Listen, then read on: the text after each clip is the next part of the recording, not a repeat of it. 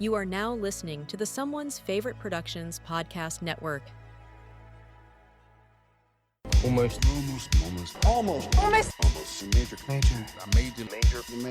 Major. Holy fucking shit, this is major!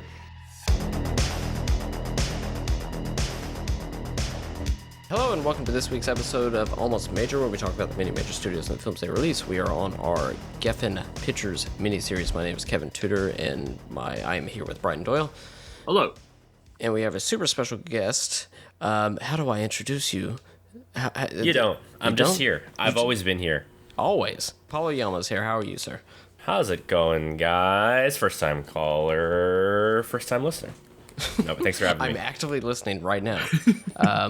We are here to talk about Personal Best in 1982. This released February 5th, 1982 in 3 theaters and maxed out at 236 theaters. Budget for this was $16 million. Opening weekend made $99,000. Domestic gross of $2.1 and overall gross of $5.6 million. Top 5 films that weekend. This is insanity. On Golden Pond. Mm-hmm. Absence of Malice, which is like the dopest name for a movie like ever. Super normalist movie. Absolutely. Great. All lawyers, this is how you should behave in your workplace. And reporters. Taps. Number 3. Yeah. Number 4, Venom, which is the Snake movie starring Karen Black. And Chariots of Sterling Fire. Sterling Hayden, too, that's right? right. And Klaus Kinski, right? Yep. Insane. Yep. I'm sure that was no alcohol was on set. I'm sure they actually used so like venomous it was a dry snakes. set. It was a dry set. Yeah. And number 5 was Chariots of Fire. So just nothing for anybody under the age of like 38. Like, But fans of track and field fans were eating well. They were like, "Wow, we got Personal Best and Chariots of Fire, sweet." everybody in the early 80s just couldn't stop running in slow motion, dude. Speaking of Chariots of Fire, well, number 1 song in the US this week was Centerfold by Jay Giles Band. Hell yeah. Number 1 song in Canada this week, Centerfold by Jay Giles Band. Hell yeah. Either side of the border, they knew ball in 1982. And also, I think it was like this year, the Chariots of Fire theme went number 1 in the U.S. Like, oh yeah, we were a country worth fighting for back then. Just cooking with absolute gas. Honestly, good song, good movie. That's my take. I haven't seen it. I'm sorry to say it. But it's was it Beetlejuice that like the Deo song went number 1 like around that time? I think we were talking about that. Yeah. Or it's just like people were just like, yeah, well, what we did back in the days, we went to go see Beetlejuice. The next week, they were just like, we can go see a new movie, or we can go see Beetlejuice again. And then on the way home, we're buying the soundtrack, and that's going to go number 1. How many cars do you think had like the entire group of people doing the whole Beetlejuice Deo, like doing the whole thing? I just feel like I can Wayne's imagine. World and shit. So many accidents. Yeah.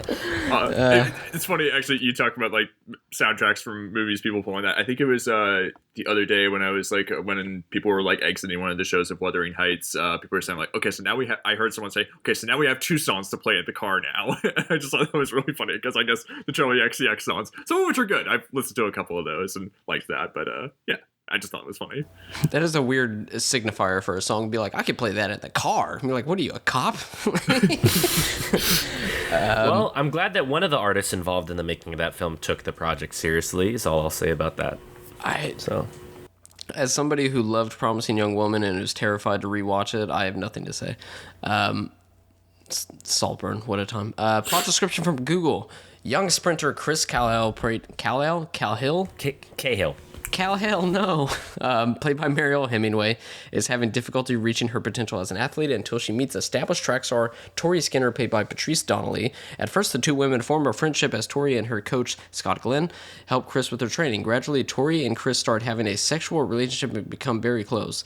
Gradually, it's like the first 10 minutes. Their intimacy becomes... I think they kind of slow play it. Like, they do the whole thing where she's not feeling well and she takes her home. Like, I get what you mean. But right. It's not immediate. Their intimacy becomes complicated when Chris's improvements cause them to be competitors for the Olympic team. Written and directed by Robert Towne, his first directed movie prior to this, nominated for Best Writing for The Last Detail, Shampoo, and of course, Greystroke, The Legend of Tarzan, Lord of the Apes. Directed by Hugh Hudson, who did Chariots of Fire. Hey now. That was after this, for what it's worth. Oh, So he yes. he took what he learned on this experience and he brought it to the movie. Apparently, it did not assist with the voice performance happening there, with the whole dubbing over of the Andy McDowell, Glenn Close situation. Right. But Yeah. he sure did. He sure did work on that apparently. Right. Well, I'll bring that up again because there was a lawsuit about personal best, which is very interesting to get into. Won the Oscar for Chinatown, of course. Also directed Tequila Sunrise in 1988 and Without Limits in 1998. Bryden, you watched this and said it sucked ass. Well, I didn't. I mean, that is something I would say about Without Limits. Yeah, Tequila Sunrise, a movie that opens with very slow credits, and you hear like Mel Gibson just like gingerly like parking a car into reverse, and that's kind of the tone set for that movie, which is a thriller. It looks unbelievable though. Oh, like yeah. the look of the movie is like, honestly, it's like one of the best looking movies of that period that I've seen. I thought it was extraordinarily beautiful to look at. It does have some nice scenery, yeah, but it like the and movie I'm just like talking is, about when Michelle Pfeiffer's on screen, obviously. So that's all that I need. she looks great, yeah. Okay. But the movie just is like lacking in. It's funny because personal best, so much of the drama in this movie, which I think is conveyed really well, is like, you know, the passion and relationship between like the two leads and everything. And then like Tequila Sunrise, it just like, and Without Limits, I feel like Towne just like completely fumbles it. I mean, Tequila Sunrise, like it's Kurt Russell, like he's like saying like, you know, if I bust Mel Gibson, I have to bust my friend. And I like my friend. I'm thinking, okay, well that's like, you just saying you like your childhood friend. It's like not really quite the intensity. I would say that's usually implied with the whole friendship thing. So Bryden, you did not rip Ask the Dust. You weren't going that deep on the Robert Towne research. No, after that I decided to skip Towne. his late career, his late style feature, you know. Shout out Colin Farrell, but yeah, it's interesting. In personal bests, as we'll get into, like there is a decent amount of like slow motion, and Tequila Sunrise, it feels like the whole movie is kind of in slow motion. Yeah, like the action that's happening, and like it's ostensibly like a crime thriller sort of, but it just is moving at such a glacial pace. It's kind of strange for someone who's so well known for like stuff that's, I guess, not that necessarily for being super tight and tightly wound, but I just think it's funny when you see someone who has such a talent for constructing these stories in other people's films. And famously, like, you know, he's written on probably 2-3 dozen other movies that are not technically listed on his credits, you know what I mean? Right. Like, obviously, like, he's in a ton of unwritten work on stuff for Coppola, all kind of different directors and stuff. It's kind of like, the funny thing about screenwriters sometimes is, like, the things they get credit for, they probably have done less work on than some of the things that they wrote more on. But obviously, yeah, I mean, Towne is, like, one of the signature... I mean, in some ways, it's like him and William Goldman are kind of like the signature writer guys of this era. And then he, like, you know, he made the move to director where that doesn't always happen. Like, sometimes I feel like people have to give it a try. And he actually, I mean, the fact that he made 4 features, I think, is kind of interesting, too. So I feel like most guys will do it and make, like, 1 or 2, and that's kind of it, right? 4 spread out, like, over 25 years, too. Yeah. Yeah, the coming back in 06 was the interesting one, right? Because, like, was on a pretty, like, you know, like... Because what it's like 82, 88, and then 98, and then 98 06. and then 06. Yeah. So, But it's interesting too. You know, there's lots of like writer directors that make or screenwriters that make the move to directing, and I think there was like an interview where they talked about like how like Towne was often like writing the scripts in like visual terms and everything, where it's like talking about like Greystoke and everything, and like how it's like, you know, an example that they cited from the script was like, the view shifts and the camera tilts up to show the woman at their blocks for the start of the race. Oh wait, no, that's Personal Best I was talking about. My bad. Not Greystoke. but no, like he's definitely was like thinking about that. But like, you know, it's you know, it's cool that he was thinking about that, but yeah, I'd say aside from Personal Best and the 2 movies of his I saw following that, did not really have the visual dynamism needed. it's interesting. I actually like Without Limits. I like it a lot. I mean, not that this is the ultimate test, but I prefer that of the Steve Prefontaine 1998 double hitter, you know? Yeah. What's the other one? Prefontaine. With Jared Leto. With Jared Leto. Oh, Yeah. yes. Yeah. That mustache, yes. Also, uncredited writing jobs for Frantic, Deal of the Century, Heaven Can Wait, and like 8 other shits. Like, I mean, so many things. Starring Mariel Hemingway as Chris Cahill. Prior to this, Lipstick in 1976. I really fucking want to watch that. her sister's in that, I believe. I bet you do. Nominated for her role in Manhattan in 1979. Moving on after this, Star 80 in 1983. Hell yeah, where's the Blu-ray of Star 80? Superman 4 in 1987. Delirious in 1991. Bad Moon in 1996. Hell yeah. And The Contender in 2000. Me and Jack Draper are just like, when is The Contender night? We gotta watch Contender. I'm sure it's fine, but I want to watch it.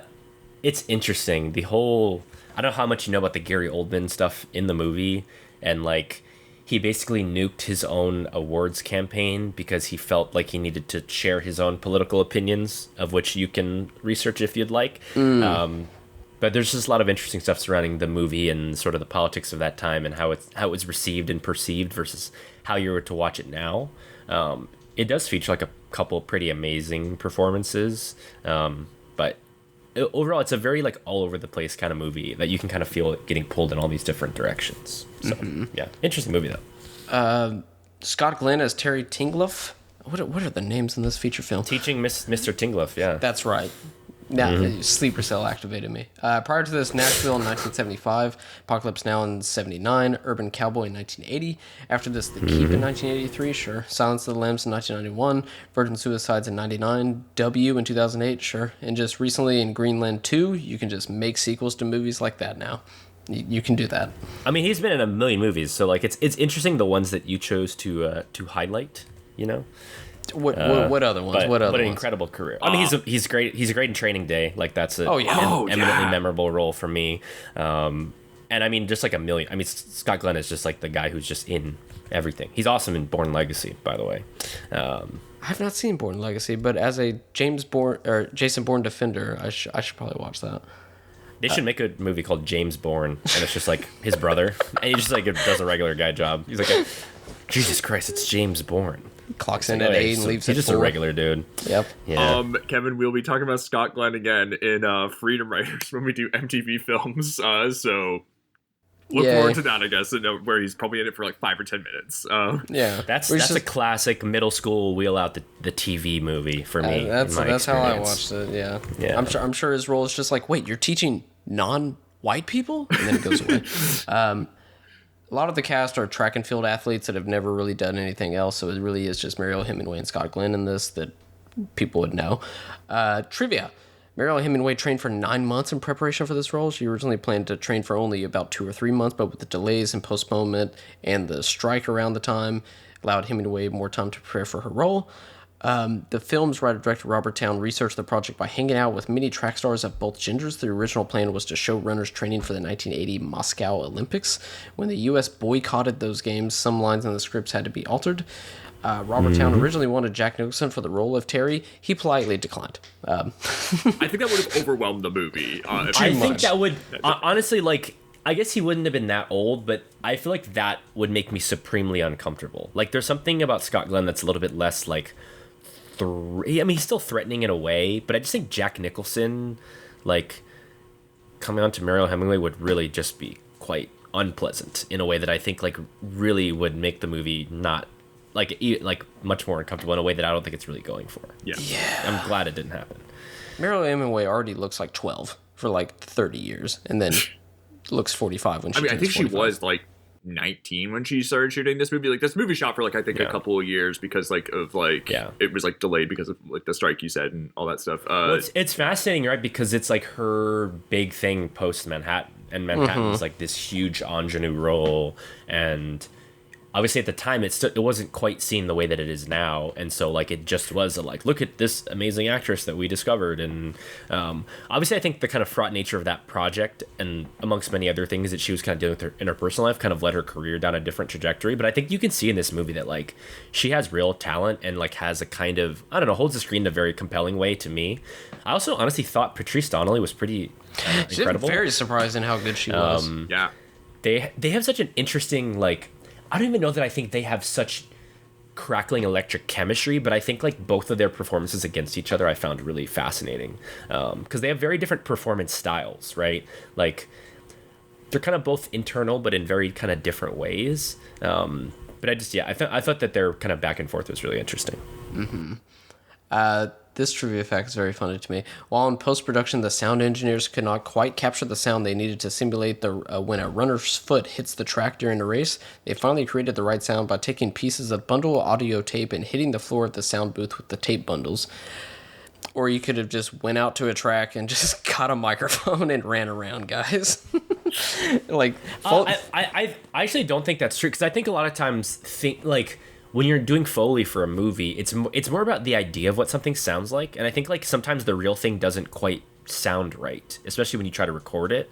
Okay. And so that's why they have all these fun things where like for years like a watermelon being smushed was like this sound of someone getting stabbed, or just all these things that like have become sets, like we've almost taught ourselves that that's what this sounds like, especially for things we have not experienced. And I think that's an amazing lineage, and it would be an interesting like deep dive to find out like all the famous sounds of like, because there are signature sounds for certain events in movies, right? Whether it's like a car screeching to a hole. I'm sure not all those things are exactly what you think they are, and they have to get creative sometimes, which honestly would be pretty fun to try to be like, what ways can we make it sound like this person was throwing up or something like that? You know what I mean? Or if they like got rid of those and been like, we're going to put the realistic sounds, and be like, doesn't sound right, don't like it. Yeah, that's what I'm saying, especially after, years of like media where we've basically had this shared language, you know? That part of it's kind of interesting to me. Yeah. Mm-hmm.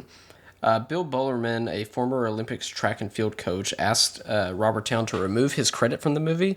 Bowerman was gravely upset at the movie's depiction of the Terry Tingluff character and said the character was a disgrace to sports in general and a sorry presentation of track and field.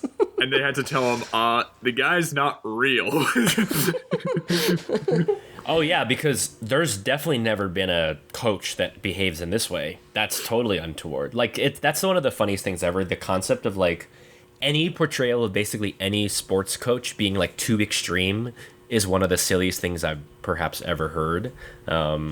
If anyone has ever played almost any sport, I'm sure you've encountered some insane, psychotic, mind game, psychological warfare-esque coach. It's they're all Al Pacino in Any Given Sunday. I mean, the thing is, like, there definitely are just guys like that who just coach like high school football. That's one of the funniest things about the world of sports is it almost empowers people to be like, I am the master of my domain. Mm-hmm. In the kind of the way that Scott Glenn is in this. Well, it's funny that while Bryden was talking about Without Limits is about Bill Bowerman.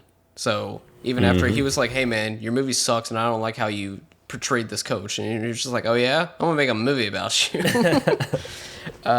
ESPN's stat-ass trivia fact: one of two notable theatrical feature film lesbian dramas directed by male directors, made and released in the early 1980s. The other being John Sayles' Leanna. Okay. Oh, Leanna. Yeah. Sure. No stunt doubles were used, and almost everyone in the film are real professional athletes. Robert Towne did film athlete Sharon Hatfield during the Moscow 1980 Olympic trials and intercut it with shots of Mariel Hemingway, which is kind of like using stunt doubles, but whatever.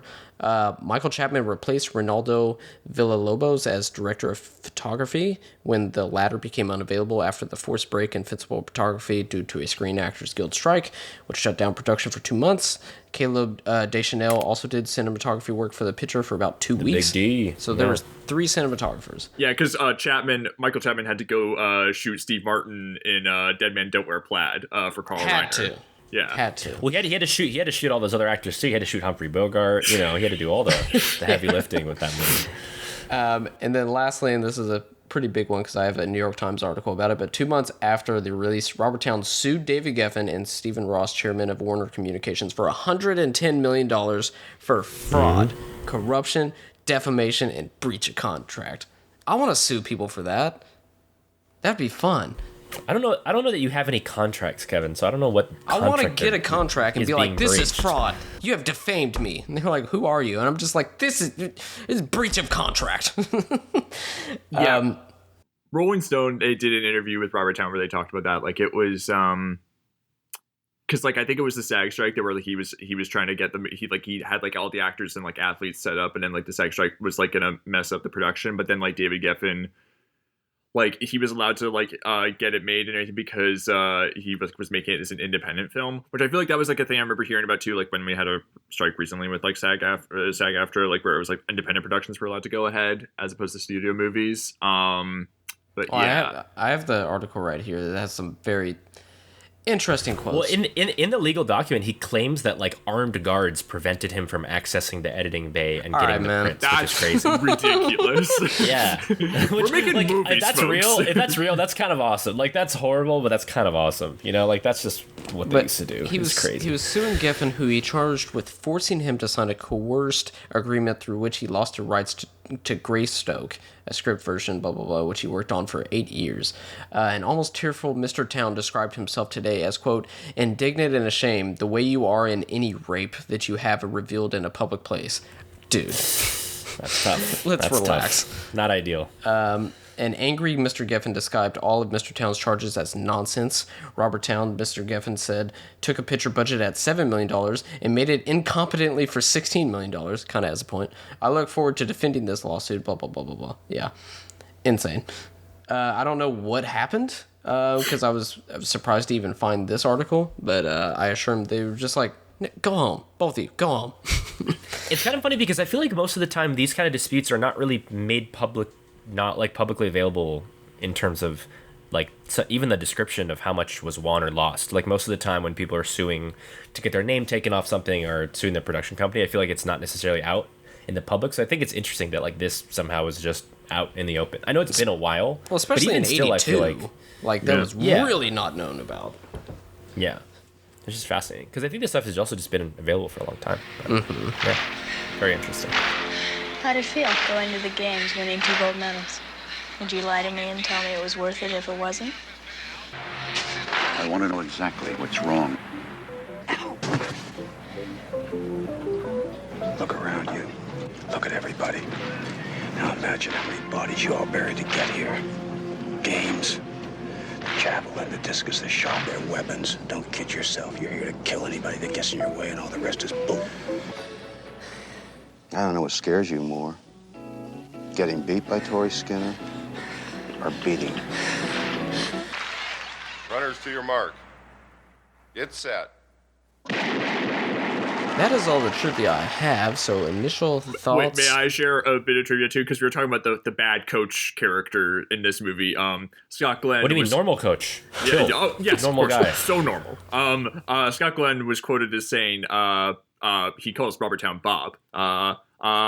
He says, Bob and I talked about this. To some extent, I play him in the film. The coach could appear to be cold, but to me, there's a thread of love in his character that's clear all the way through. All of Bob's scripts are about love in a pressure cooker. The coach's attitude towards the girl is, if you and I have a relationship and you come out stronger and more honorable, regardless of what I might have done to you, then our relationship has been a good one. And I wrote in brackets, especially because later, many years later, after making this movie, Mariel Hemingway wrote a memoir where she talked about how actually both Patrice Donnelly and Robert Towne had Patrice Donnelly and Mariel Hemingway had affairs with Robert Towne, who got divorced when he admitted to having an affair with Patrice Donnelly. But Hemingway wrote in her book that when she decided to break it off, he turned brutal. This is from her book. Is that he wrote, well, let me tell you about you. You're not who you think you are. You aren't talented. You look strange. I didn't even want you for personal best. You should probably pick a second career now because you're not going to make it in this business. And that's just professional. Personally, it's even worse. Do you know how sick and twisted your relationship with your mother is? And then like...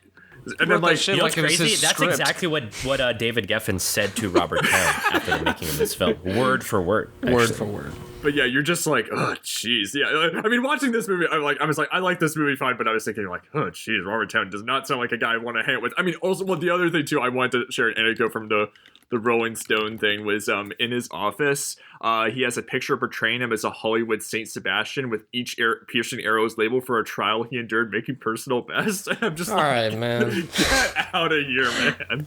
He has another quote here that I forgot to bring up. He said, what was it? He said, Greystoke may be the child I love the most, but I was 8 months pregnant with personal best, so that's the kid I had to save. Stop it. Please stop. Get out of town. Oh, wow. That's interesting. I just feel like this time period, when you're like a capital G, capital M, great man or a great artist, like you just almost like this behavior was almost encouraged and it's almost expected that you're behaving in this certain way.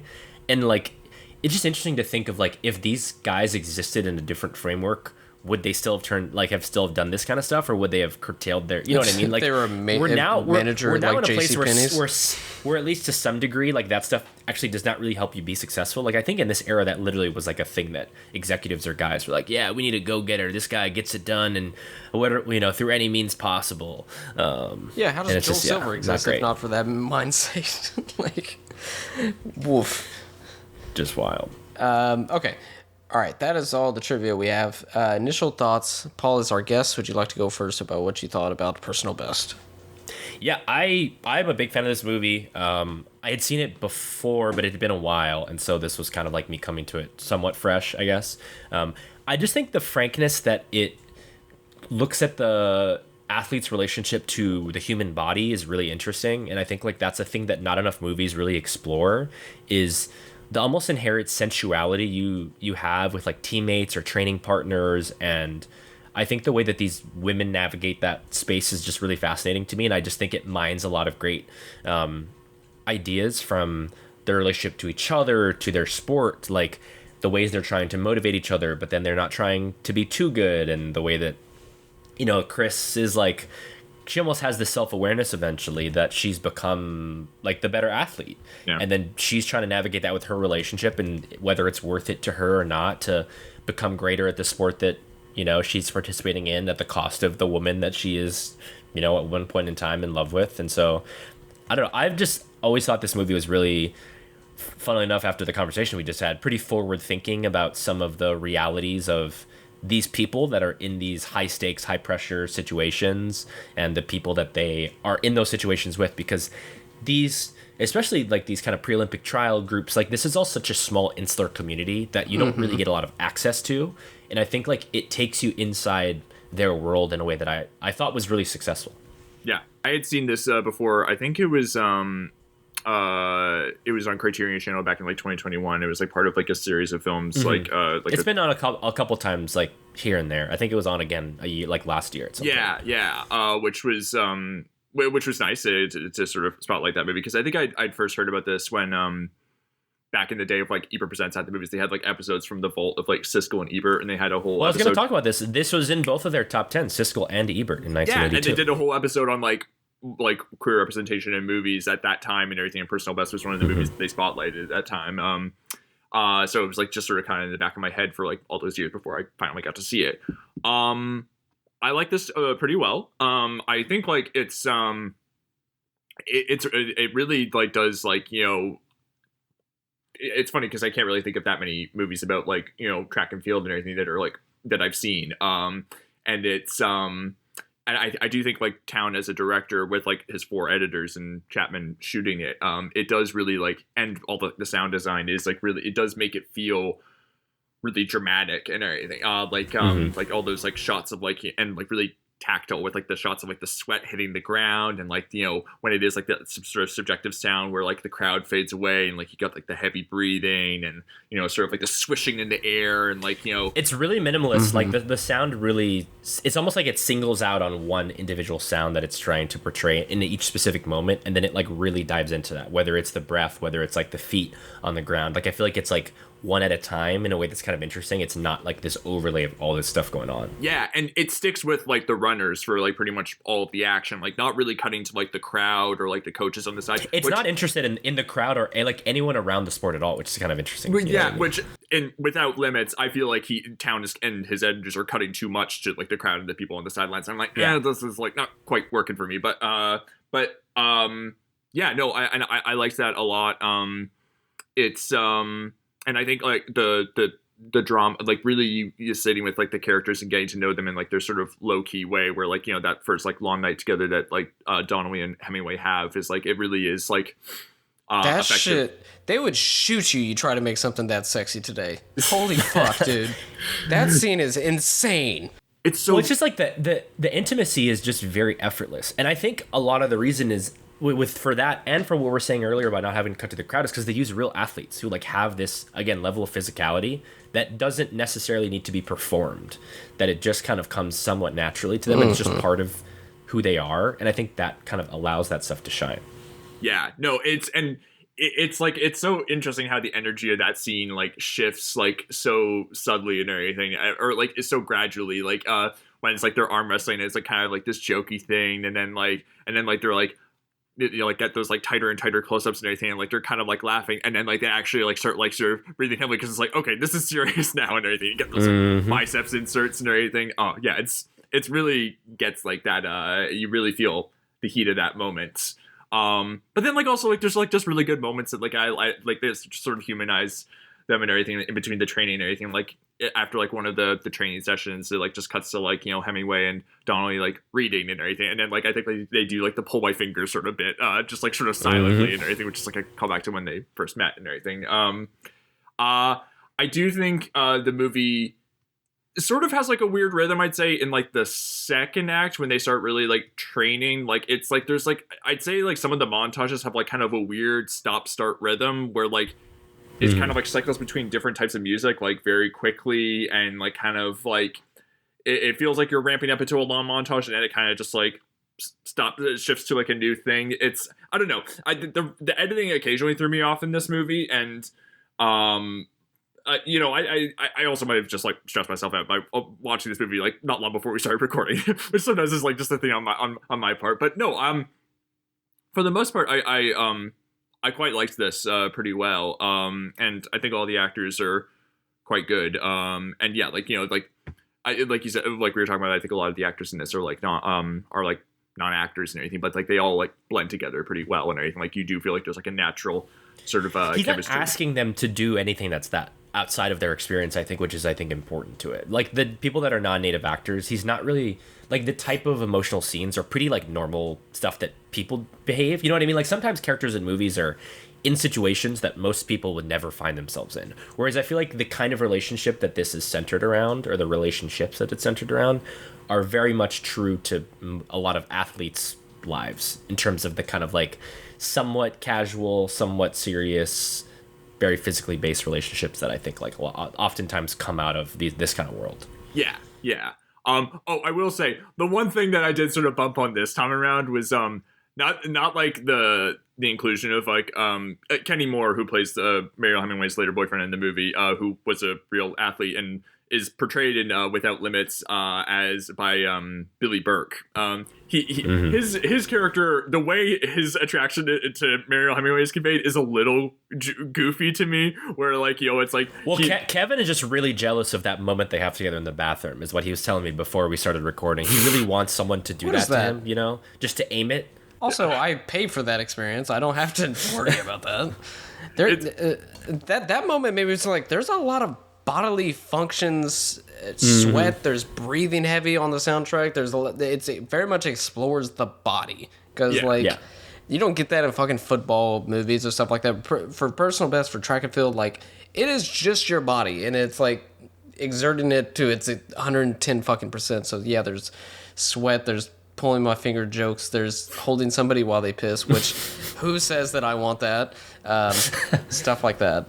I was thinking more about that scene is interesting, but I was thinking more of the part where like when he's like lifting weights and like she's just sort of like lifting weights normally and everything, and then like when he's like, you know, when she's spotting him, his head is like framed between her legs and he's having like reactions back. Just like, okay, this is a bit much. To the point where he almost like tears his labrum, because this guy's like got one side of the bench bar like way up above his head, and the other one he's like about to drop it on his neck. And he's already like concussed himself because like he's like swimming and like sees her like lower half in the pool, and he just like crashes into the wall. He does turn into the cartoon wolf in a way that I kind of admired in a way. He just lets it. He's being very open with it. If there's a guy that's gonna be like, okay, I don't even know if they were technically dating, but they were together, and be like, if I'm going to choose somebody to be quote unquote straight with, it would be some guy that's just like a golden retriever type dude that's just like, you're dumb, but that's great. I mean, she does seem genuinely attracted to him and everything, but like, but yeah, like it is, yeah, no, it's maybe not. I'm quite not as- saying she's dating. That's one She's of the dating interesting him things about the despite movie her is or it doesn't really comment on her or any of their sexuality at all, Nope. which I kind of think was really cool. And like, Besides the especially coach in saying the 1982. F slur like 20 times. Yeah. Where he tells I like mean- that like terrible joke about like the hate. Yeah, like, yeah. that just sounds like you're describing a hate crime and everything. It's like Yeah. so fucked up. Yeah, yeah. And then right after that, he was like, I'm just going to make out with her. That'll work. Yeah. I love how she Yeah. deflects him in that scene where she says, where she says like, oh yeah, like you're gonna give me everything I need, like the magnesium and nitrates or whatever, like sort of like her stressing like you're my coach, like that's like what our relationship is. It's yeah. That's just how they flirt in track and field, man. I don't know what you're talking about.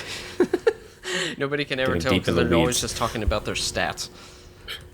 I don't Yeah. have much to say. I'm not that big of a fan of it. Sports movies, not my thing, unless it's basketball movies in the 90s, which that's mainly because I'm like, well, it's hip-hop on the soundtrack, so I'm here for it. But imagine Personal Best with like a Def Jam soundtrack. That would kick ass.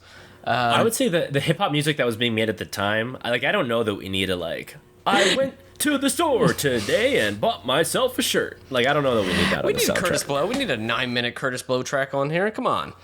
When they have the footballs, I'd seen this movie before, but when they have With the all due football respect scene, to the OGs of the genre.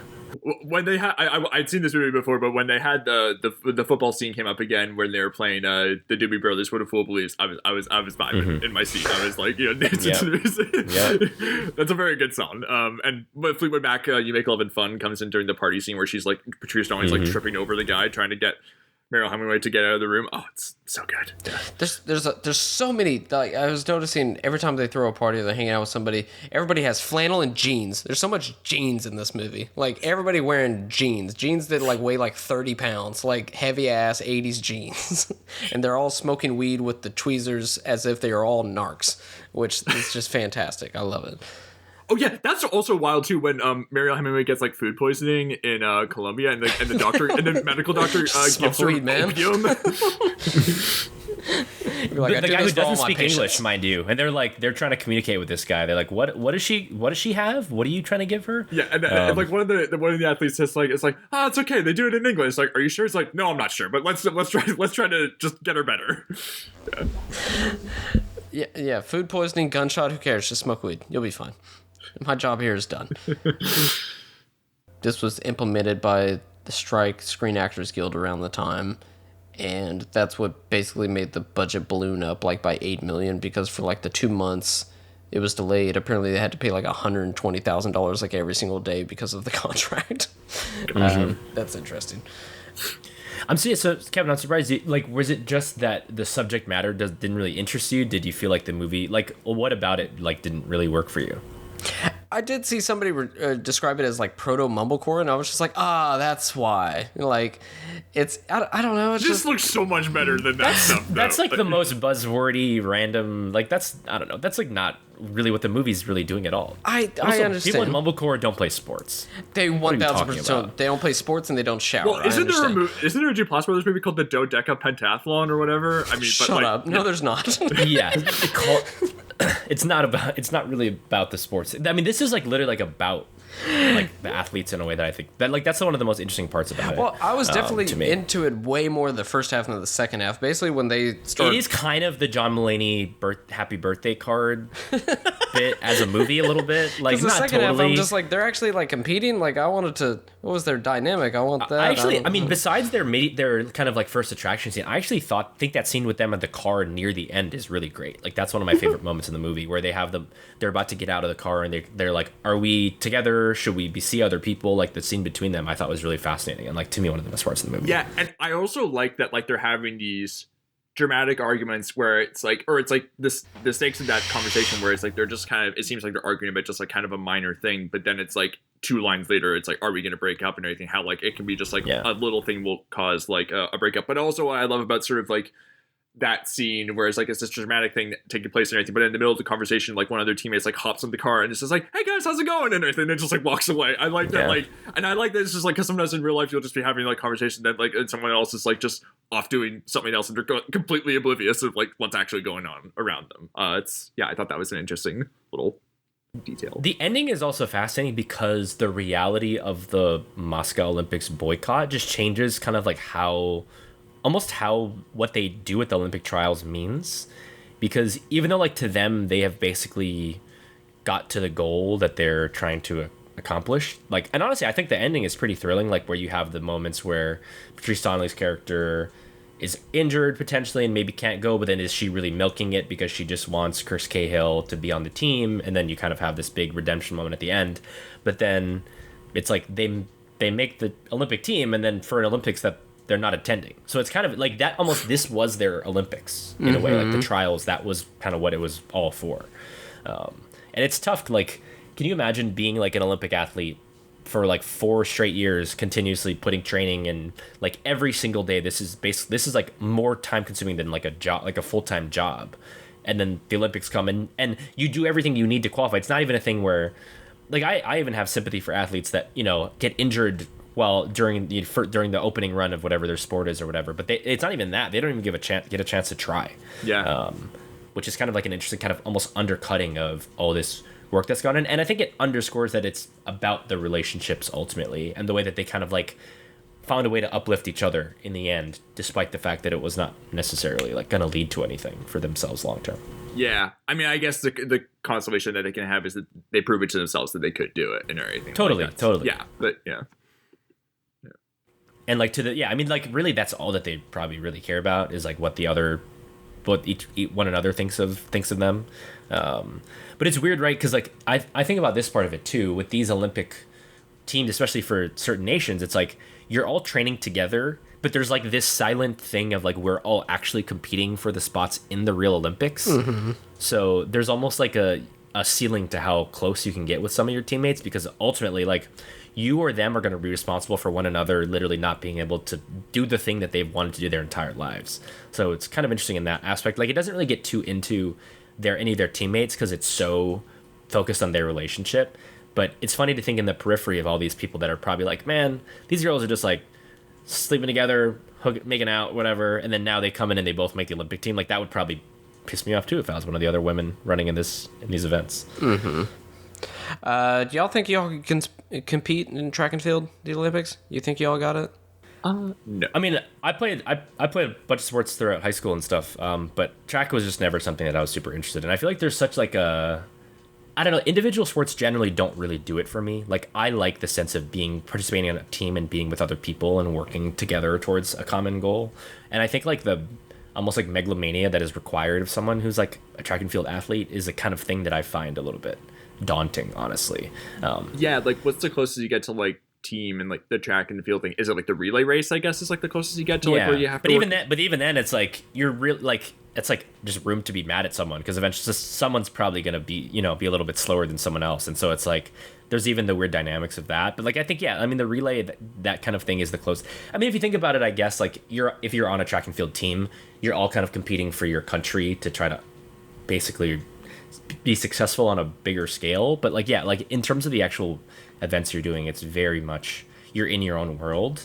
And I don't know, sometimes I just would find that a little bit difficult because I think also like the motivation of being good for other people's sake is something that can take you over the top in certain contexts as well, being whatever kind of team you're on, whether it's at work, playing sports, whatever else.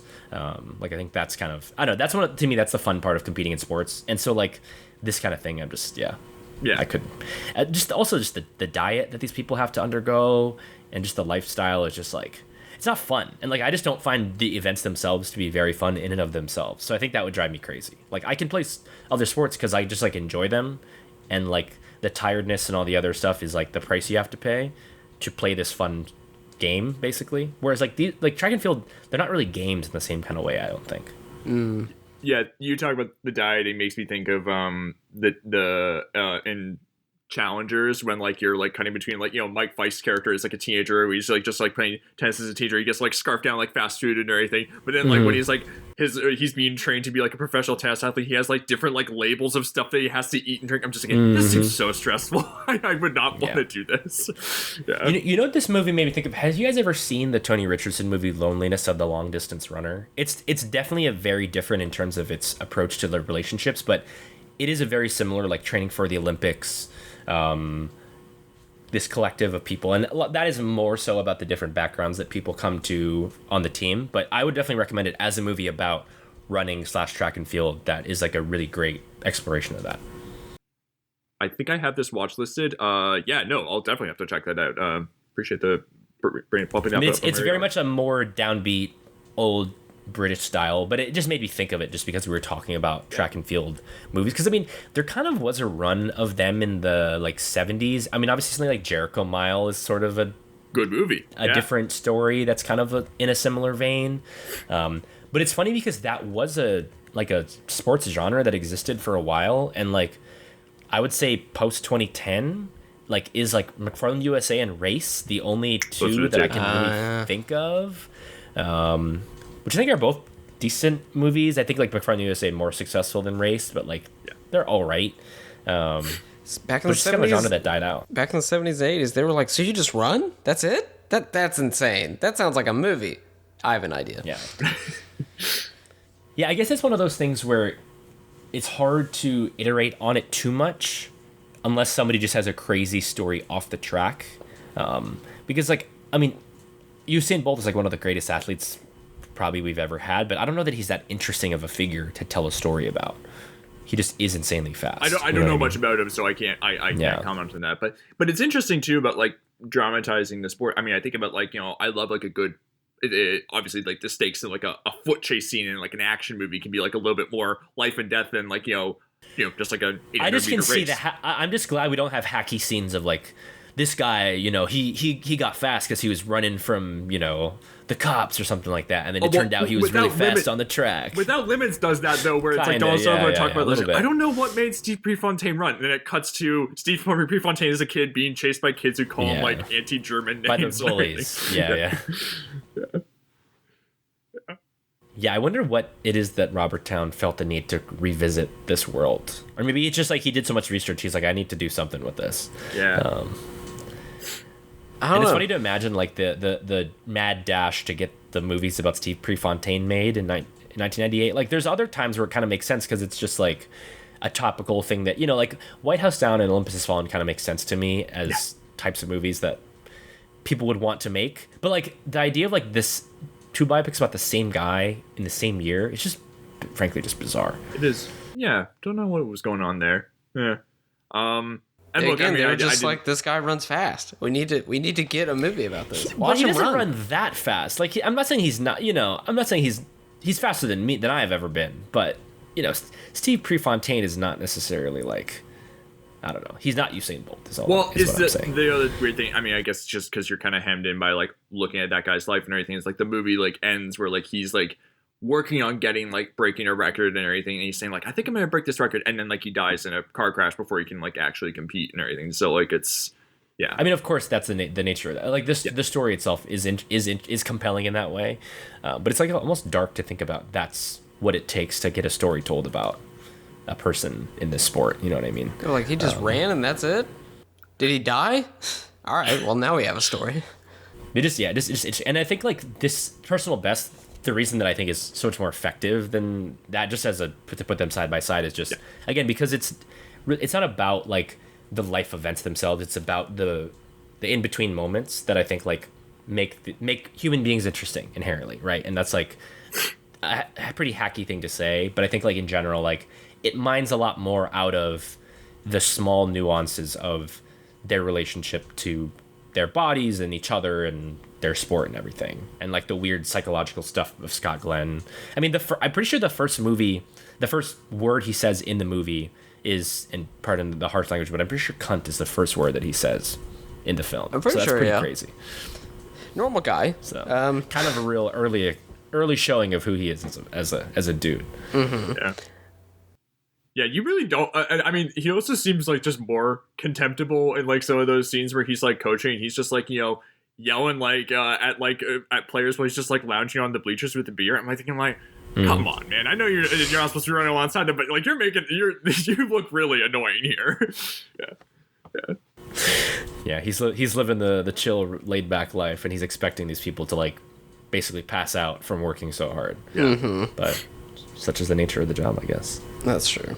Wrapping up, favorite sports movies. What do y'all got? Ooh. I mean, how much time do you have? This is like, I mean, my number one favorite is Hoop Dreams. I think it's interesting that it's a documentary, because sometimes like in the real life version of sports is just going to be more compelling than something you can fictionalize. But I mean, yeah, I mean, Bryden, go. I'm sure you have a bunch of different off the wall picks. I mean, a movie that I like where, I mean, like sports are kind of like, it's like almost kind of secondary to the drama because like they're not playing any actual games in the movie. But I think one of my favorite movies like the last 10 years is Everybody Wants Some by Richard Linklater. And that's a movie that's like really just about like hanging out with the guys. It's all in between moments where it's just like them getting to know each other, the sort of competitiveness between them and cracking jokes and stuff like that. That's one of my favorites. Yeah. Does OJ Made in America count? It's not a, I would say no. For one thing, it's TV. For one thing, it's also like it's not even really a sports story at all. Like it's very much a story about someone who was in sports, which I guess is like a silly distinction to make on some level, but like, you know. And then honestly, one of my other favorites that came to mind immediately is the History of the Seattle Mariners, John Boy's documentary, which is like, again, nonfiction, but very much is taking a sports story that is real and then bringing it to, to life. I mean, Breaking Away is like one of my other favorites. Like that's just like a movie that I love that again is about all the stuff that's not the sports, generally speaking. But like, I love basketball movies, so there's going to be a million of those. Honestly, Marty Supreme is a great sports movie. Yeah, I really love. So my favorite's got to be Creed. Then Creed is just still the best shit ever. Yeah, Creed's awesome. Apparently, there's 2 sequels to it. Don't care. Don't need to get involved. Don't need that. Have you not? Do you not like the sequels, or have you not? I haven't seen them. Oh, they're good. They're both really good. Really? Think. Okay. As someone who loves Creed, yeah, I think both sequels are very successful. I would say the third one's a bit of a awkward watch these days, but maybe it'll be streaming on certain website or company. But yeah, I just think like sports in general is such a great way of like taking a story that's like, again, it's about the people that are involved, but then you can kind of centralize it around this very highly tense, competitive thing that people are invested in a deep way. And so just in general, like I think like every sport has a great movie about it for the most part. Like every sport that gets any level of attention, I would say, for the most part. It's interesting that like the boxing movie was like the signature sport for film for such a long time. Still is. I mean, kind of. Not like still, is, but they still are trying. Like they're still just like, to some degree. we gotta do a boxing movie. I just think it's actors' catnip because the legacy of it, and obviously like the bulking up aspect, and like there's just a lot of ways that I think like, but it just hasn't really been like I think honestly like the movie Christie not being very successful. In addition to the whole what the real story is about, because it is a pretty harrowing and dark tale, but like that kind of does speak to that the boxing movie, if you don't package it in a certain way, is not the automatic basically hit that I think it was at one point in time. Like I think that movie 20, 30 years ago is like a no doubt like $1 Million Baby. It was a huge, massive deal, and some of it is just the way that you present it to people, but I think also like boxing as a sport, the popularity has totally nosedived. They're doing Pacquiao and Mayweather again to try to get people to care about boxing, but like kind of. That feels like, I mean, on some level, I think it's really just somebody owes some money somewhere. Well, it's not even on HBO anymore that people could watch. It's like gonna be on like probably Netflix and or like pay-per-view or whatever. I mean, the most notable boxing thing that happened in probably the last 10 years is a really retired old boxer fighting a guy who's like not really barely a boxer. Mm-hmm. It's like a YouTuber. Like that's just they just get in the ring and go, we're about to make a lot of money. Okay, sounds good. Do you guys feel like right now is football the preeminent sport, like movie, like sport for movies? Is it become basketball? Because I know there are definitely more basketball movies being made. We're speaking in the time of GOAT, as we all know. Everyone's seen it. Everyone's loved it.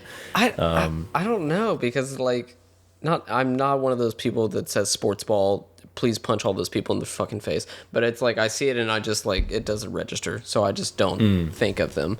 Like I guess that makes sense. It's interesting because this is a funny way of looking at it, and this is like a small subculture. But if you look on something like Letterboxd and you look at like popularity of movies, the movies that are always consistently underwatched but are like very famous and legendary and whatever are sports movies. Like if you look at movies like We Are The Marshall. Natural or Raging Bull or Field of Dreams, like those movies are consistently so underwatched relative to like their cultural significance. And part of that is like the type of person who is on a platform like Letterboxd is, I think, inherently more Dweebs. internet based, Yeah. not as athletic and stuff. But it's interesting to me that like modern film culture and like cinephilia is kind of like somewhat separate from sports. I think like Moneyball is the funny exception where all like, you know, every The two film bro worlds and collide. gal loves it. And I love Moneyball too.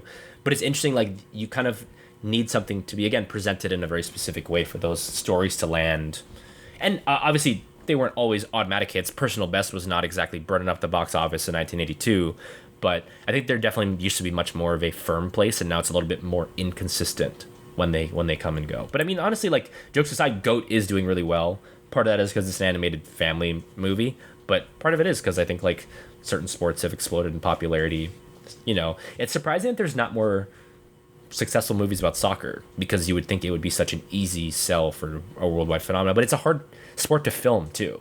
That's the thing about track and certain sports is things that are easier to cut around or to present in a way that like certain sports, it doesn't look natural if it's cut up into chunks. Like you need to kind of let things flow, and that requires a pretty high level of skill that frankly not most actors are not going to have. Right. And so certain sport, like you see the way that they cut, you know, Freddie Prinze Jr. in Summer Catch, like they don't show him throwing the ball for more than 3 seconds. Like everything's cut because the guy can't throw a pitch, and so it's hard sometimes for actors to sell certain sports, I think, on screen.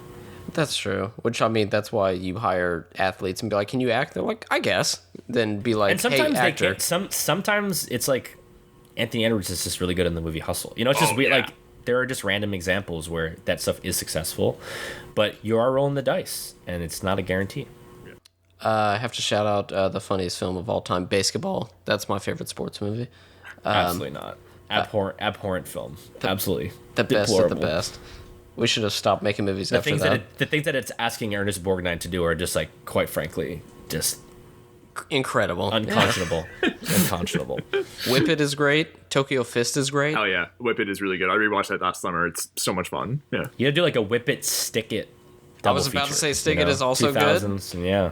Love and Basketball. Arguably the greatest sports film of all time, Happy Gilmore. 2, right?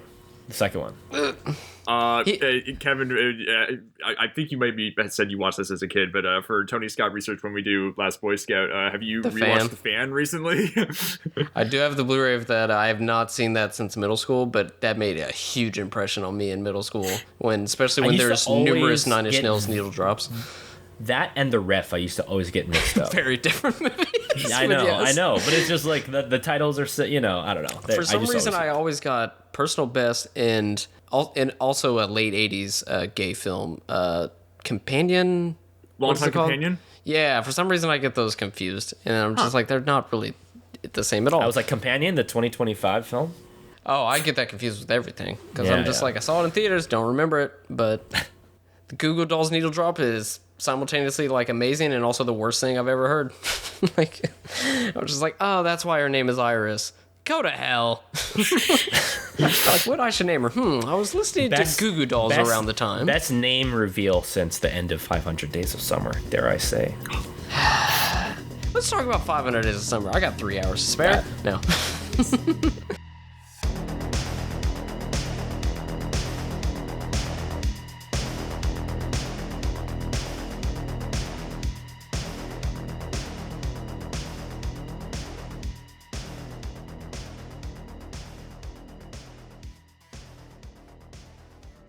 Hey, this is Jason Kleberg from the Force 5 podcast, a show that forces a guest to come up with a movie-themed top 5 list topic, and then we reveal our picks on air. Top 5 heist films, top 5 tearjerkers, top 5 movie dogs. Every show you'll be asking yourself, what would be on my list? Guests include directors, screenwriters, actors, podcasters, musicians, authors, and even a professional wrestler. Subscribe to the Force 5 podcast, and you won't just be a listener, you'll be a list nerd. The Force 5 podcast, available wherever you're listening now.